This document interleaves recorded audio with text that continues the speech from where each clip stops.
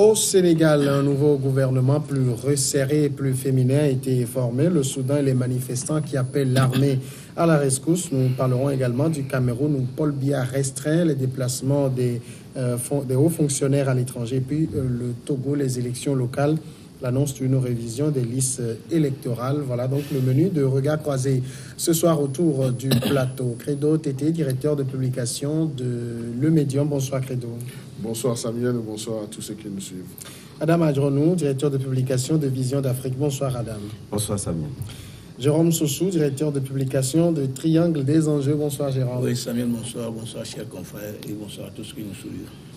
Nous allons au Sénégal. Le président Macky Sall a formé pour entamer son second mandat un gouvernement composé de 35 membres contre 39 au sein de l'équipe précédente et d'un nombre légèrement accru de femmes. C'est la présidence de la République sénégalaise qui l'a annoncé dimanche soir, reconduit samedi. Le Premier ministre Mohamed Boun Abdallah Dionne avait été chargé de constituer une équipe resserrée et recentrée sur les missions essentielles de l'État à l'issue donc des consultations avec le président Macky Sall et a débuté en début d'après-midi. Le chef du gouvernement a annoncé que le nouveau gouvernement serait composé de 32 ministres et 3 secrétaires d'État contre 39 ministres et ministres délégués dans le gouvernement sortant.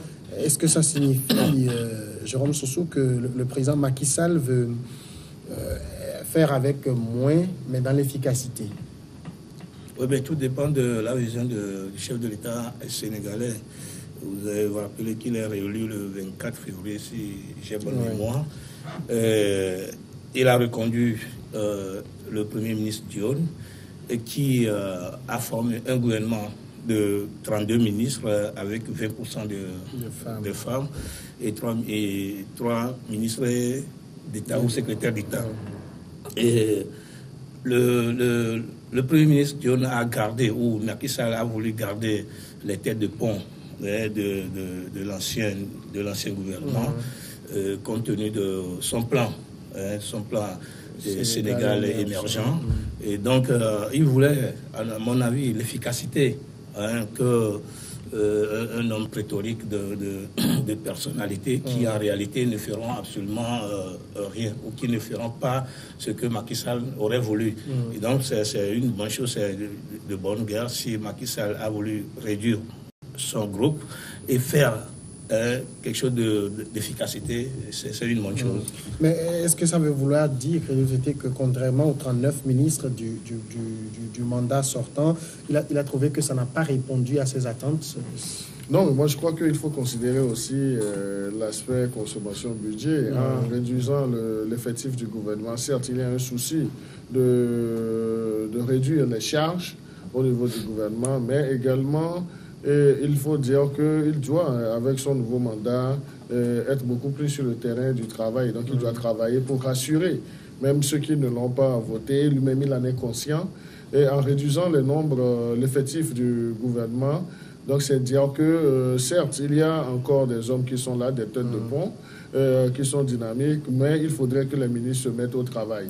Et pour aller également sur le terrain de la promotion du genre ou bien de l'équité genre, donc il a fait un pas qui est assez considérable en donnant 20% de l'effectif du gouvernement à la gente féminine. Donc là, et vous aurez remarqué que en fait, les femmes qui sont au gouvernement sont des femmes de poigne, qui ont assez de bagages. Mais une chose est d'avoir les bagages sur le plan de la théorie, mais la pratique, c'est autre chose. Donc nous allons souhaiter tout le meilleur à ce gouvernement de Macky Sall afin qu'il puisse étonner les Sénégalais. Alors, dans la vision de Macky Sall, il a promis pour ce second mandat, ça va être un mandat beaucoup plus resserré sur le social. C'est pour ça qu'il réduit, pour qu'il n'y ait plus beaucoup de lourdeur.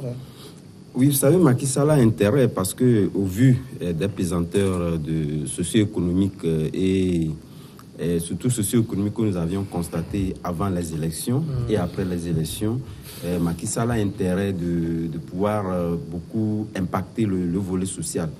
Et comme il le disait, c'est vrai qu'il y a des clichés liés donc à l'économie et qui font qu'aujourd'hui, en fait, ça la donne un peu dans la plupart des pays où les chefs d'État essaient de réduire un peu l'effectif gouvernemental pour tenir un peu dans le budget.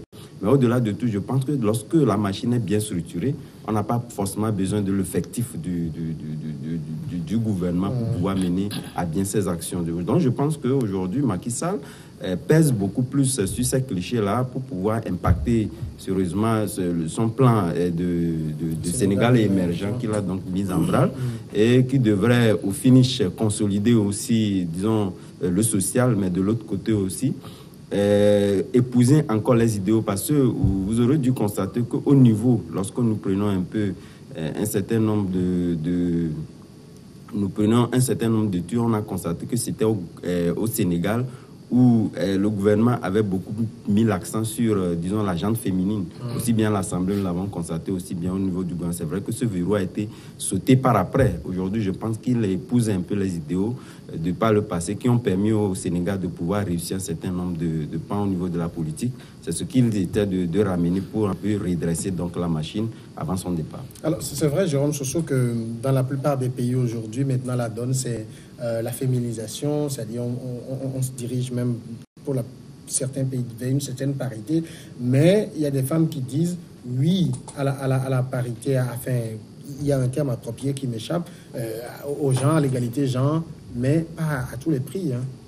Il faut que ce soit des femmes efficaces aussi. Oui, naturellement, puisque compte tenu de l'objectif fixé, il ne faut pas qu'on cherche, parce qu'il faut l'égalité du genre, qu'on trouve n'importe quelle femme pour les mettre à n'importe quel poste.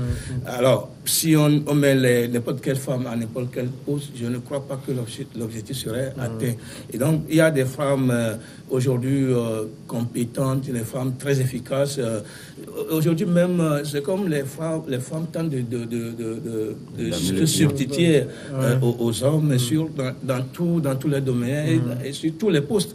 Vous voyez aujourd'hui au Togo, à l'Assemblée nationale, c'est une dame. Vous avez dans les secteurs privés, ce sont les femmes qui dirigent les grandes entreprises du pays. Donc, c'est de bonne guerre. Et à mon avis, si les femmes pouvaient avoir encore plus de courage pour rentrer dans les postes de décision du pays, je crois que ça peut changer la donne. On a déjà vu, à mon avis, la limite des hommes qui dirigent surtout les appareils de l'État dans les domaines surtout politiques. Moi, je crois que les hommes ont montré leurs limites. On va vouloir que les femmes viennent devant la scène politique pour voir, pour qu'elles montrent véritablement leur capacité. Je crois que ça serait une bonne chose. La femme à la maison, c'est elle qui, en fait, éduque à la maison. Et donc, quand la femme vient devant la scène, je crois qu'elle aura une autre manière de faire les choses comme les hommes ont toujours l'habitude de le faire. Alors, Macky Sall, lui, déjà, quand même, dans son premier mandat, avait déjà une femme première ministre qui n'a pas été reconduite parce qu'elle n'avait pas pu gagner les législatives dans la ville de Dakar. Mais ce qui est quand même assez curieux, c'est qu'on dit promotion de la femme, mais quand on voit les portefeuilles qu'on leur attribue, c'est pas vraiment ça, hein, c'est pas une promotion. Non, mais habituellement, si ce n'est pas action sociale, c'est promotion. Je crois que ce n'est pas le propre de l'État sénégalais. Donc, il va falloir que nos femmes osent aussi, que nos femmes ne s'attendent pas à ce qu'on distribue le gâteau et puis quelle est leur part. Donc, il faudrait qu'elles s'imposent. L'expérience avec la dame Premier ministre du Sénégal, qui n'a pas été assez positive, a sûrement pesé dans cette barque. Donc, on va espérer que celles qui sont aujourd'hui dans le gouvernement sénégalais, quelle que soit la dénomination du portefeuille ministériel, qu'elle puisse être à la hauteur. Parce que même si vous avez un portefeuille de l'action sociale, et c'est là où il y a le gros du travail, parce que la politique se définit dans le social. Et lorsque vous êtes au pouvoir, et vous arrivez à stabiliser le côté social, donc on peut dire que sur le plan politique, vous n'aurez pas assez de couleuvres à avaler. Donc, c'est dire que tous les postes ministériels se valent. Et je crois que c'est une gangrène même au sein de notre continent africain, même dans nos rédactions. Lorsque vous voyez les femmes qui sont dans nos rédactions, les clichés que nous avons, je parle bien de clichés, même s'il y a une certaine évolution aujourd'hui, les clichés que nous avions, c'est que les femmes doivent faire les émissions de cuisine, les femmes doivent faire les émissions de mode, animer des rubriques de mode et autres là. Mais aujourd'hui, il y a une évolution, un changement de mentalité. Et je puis dire que au-delà du portefeuille qui a été donné à ces femmes ont de la valeur, ont de la matière. Donc, du moment où elles ont de la matière, elles ont de la valeur, c'est à elles d'imprimer tout le nécessaire à leur portefeuille ministériel, à leur ministère, afin de démentir tout ce que nous avons comme cliché à propos d'elles. Puisque vous parlez tout à l'heure de la presse, moi, ça me rappelle que sur ce plateau, j'ai plusieurs fois sollicité des femmes pour participer. Non, jamais on ne trouve même pas. Non, mais moi, je dis peut-être qu'elles sont occupées, sinon nous avons des valeurs aussi, des valeurs féminines dans la presse togolaise. Mais je crois aussi que lorsqu'on parle de la parité genre ou bien de l'équité genre, donc il ne faudrait pas qu'on se dise que les femmes restent les bras croisés et pensent que les hommes doivent leur céder la place, doivent leur céder obligatoirement la place. C'est vrai, donc la tendance aujourd'hui, c'est d'évoluer avec un pourcentage. Mais moi, je dis que les femmes doivent oser beaucoup, encore plus pour dépasser même ce pourcentage. Mais dépasser ce pourcentage, donc ça ne sera pas seulement arithmétique, mais c'est par la capacité de travailler, la capacité de maîtriser le portefeuille et puis de travailler dans son domaine. Donc, je ne voudrais pas qu'on ramène le dossier sur le plan togolais, mais je dis, les Togolaises aujourd'hui ont des postes de responsabilité, elles sont assez influentes et elles arrivent à faire le travail nécessaire lorsqu'on leur confie des responsabilités. Mais si je dis ça, donc je ne voudrais pas aussi généraliser, parce que nous avons aussi des femmes qui sont à des postes de responsabilité, mais qui déçoivent. Déçoivent énormément. Alors, quand on regarde quand même au niveau du gouvernement sénégalais, les postes les plus influents, l'économie, les finances, les affaires étrangères, la justice, la sécurité, enfin l'intérieur, la défense, c'est des hommes. Alors, ça veut dire qu'on ne risque pas, pour aujourd'hui, en tout cas sur le continent, au Sénégal, d'avoir des femmes ministres de la Défense, ministre de l'Intérieur. On a en France une dame qui est ministre des Armées. Oui, et Riema, parce que ce ne sont pas forcément les profils qui manquent. Mais le problème, lorsque vous prenez pendant ces portefeuilles stratégiques, ce sont sur ces portefeuilles stratégiques-là que le président quand même est évalué. Donc vous convenez avec moi, lorsqu'on ne trouve pas des femmes de poigne qui ont prouvé, qui ont pu quand même montrer un certain nombre de qualités à des postes antérieurs, cela va de soi que le président ne puisse pas porter le choix sur ces personnalités-là, parce que ce ne sont pas des postes où on va essayer des profils avant de les projeter. Donc c'est tout à fait normal qu'on ne puisse pas aujourd'hui, mais il faudrait, parce que vous l'avez dit, si Macky Sall est arrivé quand même à projeter une femme au niveau de la primature, c'est qu'il a essayé, mais c'est qu'elle n'a pas donné des résultats qu'il fallait. Voilà pourquoi elle n'a pas été reconduite. Donc, ce qui voudrait dire que c'est vrai que lorsque nous ramenons le débat ici, nous avons connu une femme dans ce pays-là qui fut ministre de l'économie. C'est vrai que c'est une nomination de façade. C'est vrai qu'après lui, plusieurs décennies plus tard, on n'en a pas eu, certes, mais fondamentalement, je pense que ce ne sont pas des profils qui manquent, mais il faudrait que ces femmes-là puissent quand même faire preuve d'un certain nombre de ténacité à ce qu'on puisse avoir confiance en elles, en leur offrant ce genre de postes-là. Parce que ce ne sont pas des postes qu'il faut quand même badiner avec, ce sont des postes sur lesquels, voilà pourquoi je pense que ces postes-là ne sont pas... Alors, Jérôme Soussou, il y a également quelque chose qui va intervenir au Sénégal dans les prochaines semaines ou prochains mois, c'est la suppression du poste de Premier ministre. Oui, justement, Macky Sall a donné des instructions à son Premier ministre de voir à propos ce qu'on pourra quand même faire. Bon, ça dépend de la vision du Sénégal. Mais ce n'est pas une hyper-présidentialisation? Je ne le crois pas, puisque peut-être que Macky Sall est devenu essayiste, puisque entre-temps, il avait voulu projeter son mandat jusqu'à, je crois, à 7 ans. Ça n'a pas le réduire. Le réduire à 5 ans. Avec mandat de 7 ans à 5 ans avec effet immédiat, ça n'a pas réussi. Aujourd'hui, Macky Sall essaie encore de donner des instructions pour voir si son objectif pourrait être atteint. De toute façon, s'il le réussit, peut-être c'est par rapport à sa vision. Mais maintenant, au Togo, si Macky Sall veut supprimer le poste de Premier ministre au Togo, nous, on n'en passe pas encore parce que ça ne fait pas notre affaire. Ça ne fait pas notre affaire. Et donc, de toute façon, la vision du Sénégal, je ne la connais pas. Ou la vision de Macky Sall, je ne la connais pas du tout bien. Et donc, bon, on attend de voir ce que ça va donner. Je suis sûr que des gens ne seront pas d'accord avec lui parce qu'il a déjà essayé. Les voix s'élèvent. Oui, déjà les voix s'élèvent par rapport à cette proposition-là. Je crois que Macky Sall ne pourra pas réussir à ça. De toute façon, quand on regarde dans nos États africains, les premiers ministres sont finalement des vicaires du président de la République. Sinon, des hommes de course. Non, je ne parlerai pas d'hommes de course, mais je préfère la fonction de vicaire parce qu'ils sont là pour suppléer le curé. Et le curé est imagé ici dans le contexte politique comme étant le président de la République.